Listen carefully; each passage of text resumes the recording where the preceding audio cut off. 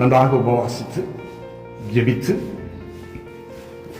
இந்த 2025 கர்த்தருக்கு சித்தமானால், கர்த்தருடைய வருகை தாமதிக்குமானால் அந்த வருடத்துக்குள்ளே நாம் போகிறோம் ஜெயத்தோடு போக வேண்டும்.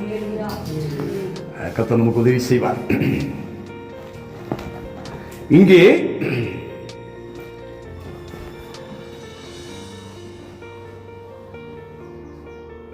எந்த மனுஷனையும்